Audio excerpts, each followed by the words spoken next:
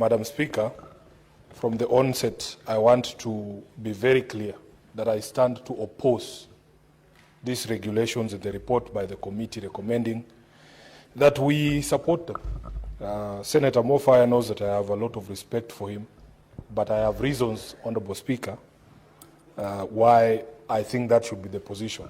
I speak as a stakeholder here. I pay over 30,000 shillings every single month, an involuntary deduction that I opposed with all my strength, Honorable Speaker, but was overruled. And therefore, this fund already has my money. Number two, Nairobi City County is perhaps the scene of the largest such construction of the so-called affordable houses. And our people are actually the most affected, Honorable Speaker. The basis of my objection to the recommendation of the committee is twofold. Firstly, it's procedural matters, Honorable Speaker. There is a reason Secretary shall, outside of that time. I am not convinced by the explanation that has been given by the committee. It was his responsibility. It is dereliction of duty. This is one of the most prominent projects of this administration. There is no way you can tell me that the Ministry of Housing would miss that deadline. I am not convinced, Honorable Speaker. Honorable Speaker, the committee also accepts that in violation of the law, the law requires that the Cabinet Secretary shall submit published regulations. In fact, the regulations that were sent to Parliament were draft regulations. Now, the committee led by Mofaya is telling me, a lawyer who knows the meaning of the word shall and its implications, to ignore the fact that the Cabinet Secretary sent to Parliament draft regulations. It is unacceptable, Honorable Speaker, from where I stand. Honorable Speaker, we are required to approve or reject these regulations within 15 sitting days. The committee there has noted in their own report that those days were to expire on 11th of September. You should have at least struggled or tried to explain to the House whether it was because of the amendment of the calendar that was moved by the majority leader during the impeachment. At the very minimum, please, Senator Gataya, explain to us, because according to my calendar, unless the committee has a different one, today is way past the 11th of September. And, Madam Speaker, that is significant for one reason. The law states that if we don't reject within that period, these things stand approved. So I'm standing here wondering, am I, once again, majority leader, engaging myself in an exercise in futility? And that would be an egregious violation of my constitutional responsibility to go through these regulations for the sake of the people who elected me.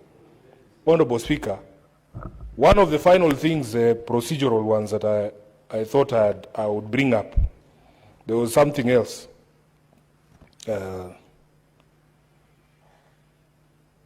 I think I'll see it, yes. Honorable Speaker, when a law says that when you're passing or bringing legislation or regulations, you publish them in a newspaper of nationwide circulation, it means exactly that. A newspaper of nationwide circulation. Now, everybody knows what the word newspaper means. Everybody knows what wide circulation means. It cannot be stuck somewhere in there in a government supplement or releases from the ministries. Honorable Speaker, the ministry has told us that instead of putting this advertisement in a newspaper such as the Daily Nation, which everybody knows in this country is a newspaper of wide circulation, or the Standard, or both, in fact, the practice I have seen is that when it comes to serious legislation, you put them in both of those newspapers. What they have done, Honorable Speaker, is to circulate this thing in a publication that I personally never read because I consider it illegal and unconstitutional, an affront to the freedom of media. They call it MyGov. If you consider the history of that publication called MyGov, it was out of a desire to punish media houses that were not playing the tune that some of these friends of ours these days sing in public barazas and markets. It was to deny revenue, government revenue to the mainstream newspapers as a way of making them bend to the will of government. Honorable Speaker, that was the invention of this thing called MyGov. It is tucked in the Tuesday edition of the Star. The Tuesday edition of the Star. I can assure you, my mother did not see that publication. And she's a mother of a very well-learned senator. Down there in the village in Kitinda, she didn't see it. But I am sure she read the Tuesday edition of the Daily Nation that day. So the explanation that is given, Honorable Speaker, is that there was a directive of government that government advertisements be carried in this publication. The question I'm asking myself, Honorable Mwenda Gataya, can a directive of government, which is basically what these things, what do they call them? I see them issued from State House from time to time. It's executive fiat. Can it override a requirement of the law for you to publish these regulations or the law in newspapers of nationwide circulation? And my answer to that is no. Madam Speaker, I am done with the procedural problems that I have with this particular report and with these regulations. Let's go to the substance, the actual provisions. So, according to the report of the committee, these particular regulations are the ones that are supposed to operationalize the Affordable Housing Act. It is supposed to provide for a procedure and criteria for allocation. Now, if you read the regulations, the Act itself has a board. They have said that the procedure for allocation of these particular affordable houses is you must make an electronic application. An electronic application to the board. The criteria is set there. So some of the issues that were being raised by Senator Khalwale, if indeed we put in place in a law a board to be able to be the ones to determine who gets these units of housing, how can anyone else, it doesn't matter their position in the structure of government, be the one allocating houses? And I speak painfully because this is my money. And the initial argument, Honorable Speaker, was that those of us who make an income contributing to this fund so that the people on the lower echelons of society in Mukuru can be able to afford these houses. Are we still serving those people, or these affordable houses paid for by my money very painfully, Honorable Speaker, are available for donations because of someone sitting in the office of head of state? He can decide today that Faith Kipyegon deserves a 2-bedroom house. Faith Kipyegon, for all her glory, surely, you know, she cannot be described as a poor person. She doesn't live in Mukuru. She doesn't live in Mukuru. Why would we pass a law? Why couldn't we just say, this fund is now going to be run from State House, and he will decide and determine who gets these affordable houses at whim? Secondly, Honorable Speaker, they have provided for a requirement for a deposit of 5% of the unit price.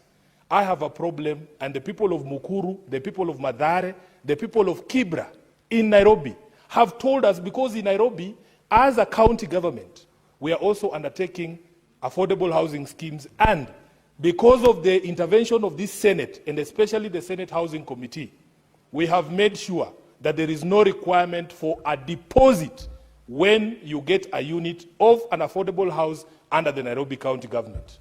Because we know our people, Senator Khalwale, they cannot afford 5% of, I don't know what is the cost of a 2-bedroom house in the new Mukuru. Honorable Speaker, they cannot afford. No wonder many of them, even after getting into those houses, are selling those houses, are renting them out and going back to the slum. They are going back to the slum. Madam Speaker, that requirement of a deposit does not make sense to me, because we have already contributed amounts. I think I've been contributing for over a year now. Can my money be used as deposit for the people of Mukuru? I am never going to apply for those houses. They were not meant for people like me. I have a parliamentary scheme here. I have a house.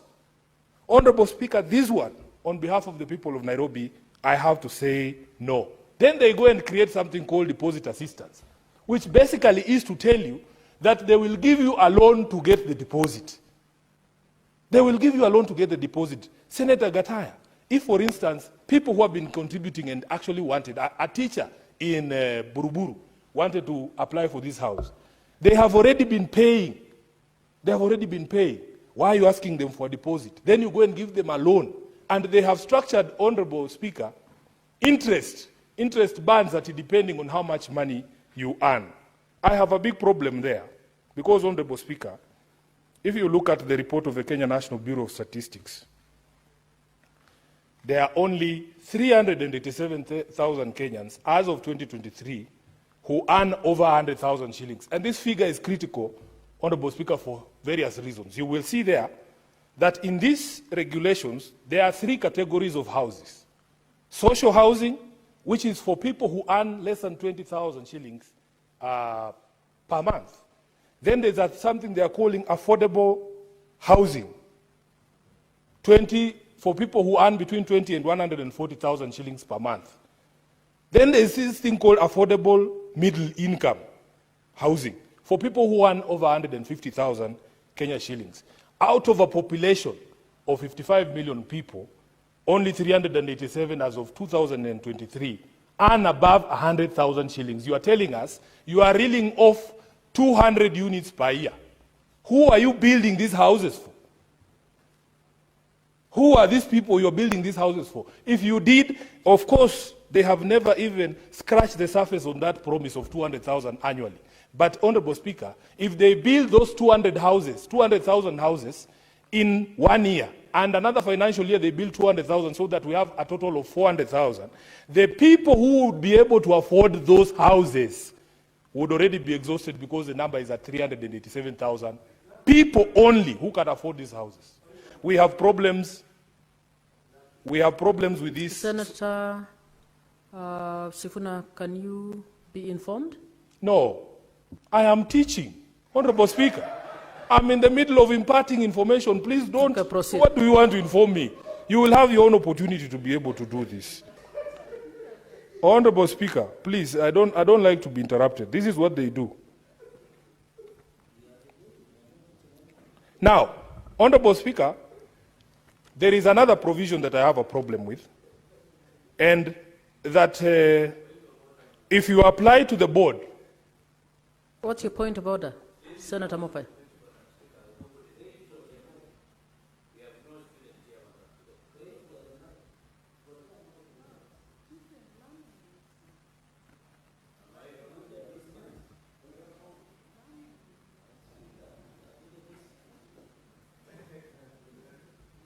Madam Speaker, you know for a fact there is no point of order. It's one of those frivolous attempts to derail debate.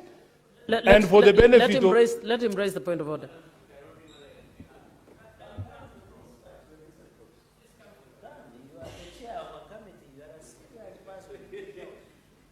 Madam Speaker, I want Senator Sifuna to withdraw and apologize. Though the much I know about this house is a house of registrators. This house of debate. I have not captured any student in the front of this house, so nobody is being taught. So I, as much as I have a lot of respect for Senator Sifuna is debating just like any other registrators in the house. Also, I don't think whether there is any student in this house to be taught. Senator Sifuna. Yeah, Honorable Speaker, I'll proceed to make the point that I was making. My next point about the deposit, Honorable Speaker, the provisions of the regulations are that if you pay that deposit, for instance, and your application is rejected by the board, do you know the regulations say that they don't give you back your money? They take it into something that they are calling a voluntary savings account. I was not giving the deposit so that I save money. I wanted a house. So if you are unable to allocate this unit to me, give me back my money. I can go and do other things with it. Regulation number on interest, Honorable Speaker, they have set interest on that loan that I talk about between 9% and 3%. Now, let us come to the regulation on consent to sell. Consent to sell. That, Mr. Speaker, Madam Speaker, if you buy this unit and you run into financial ruin, for instance, you are unable to keep up with the payments and you want to sell it, you have to ask for permission to sell the unit. You have to ask for permission from this same board. And, Honorable Speaker, the problem there The problem there is that if it is tied to another regulation on default, if you default for 2 consecutive months, the board takes back possession of that unit. That is what the regulations you want us to pass are saying.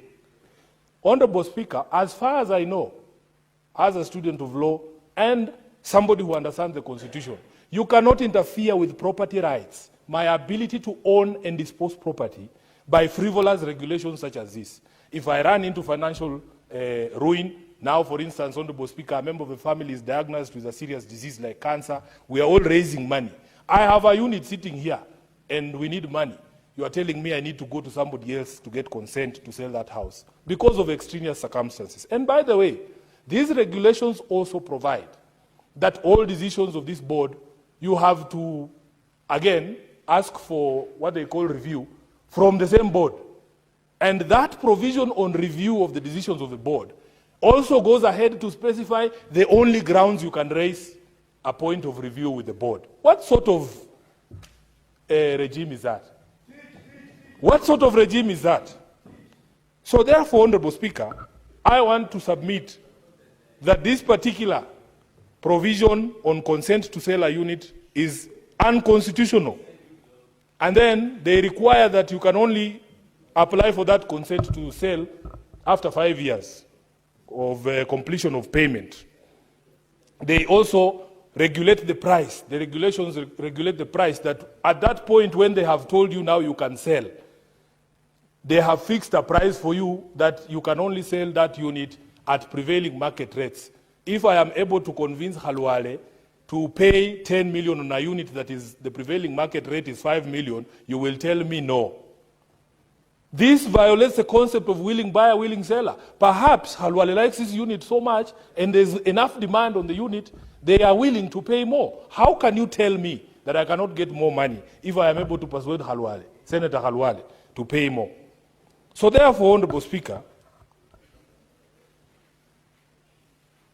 I personally have big problems with this affordable housing scheme. I thought it was very poorly thought out. It is actually punitive on the small population of people who actually have a payslip in this country. I was in Funyula with the Honorable Oundo in Busia County. In the middle of Busia, not even at the town, in the town, somewhere deep there in the rural areas. Yes. Yeah, I saw they are building 12 floors. And Honorable Speaker, the good thing is that you come from the same region as I do. Where I come from, Honorable Speaker, if your chicken cannot get into that place, you also cannot get in there and sleep there. Because there is no chicken that lives on 12th floor. And this is, we live with chicken, you know, for us. They are considered family. So I was looking at those units in Funyula. I was wondering, who are these people? Who are the people who are targeted to stay in these units? And maybe Senator from Busia, the Honorable K. Omtata, can shed light and tell us who are those units meant for. And when you speak to the people in that area, how they wish all that concrete was a hospital, how they wish all that concrete was a school, how they wish, Honorable Speaker, that concrete was something that they actually needed. Because the problem with this affordable housing scheme is that it does not prioritize our needs. The reason why somebody would be given a unit in Mukuru and go back to the slum is because the priority of that person is to eat. The priority of that person is education. The priority of that person is healthcare. But because this government knows why it prioritizes houses, they will tell you. They will tell you, Honorable Speaker, the people supplying material for that construction, the people supplying sand, the people supplying cement, they are more than happy to build those things. It doesn't matter whether people will ever own them or live with them. Because they will already have been paid and they will disappear. That is all that this affordable housing is about. It's about making money for cronies of people in power. 30 seconds. The reasons I oppose strongly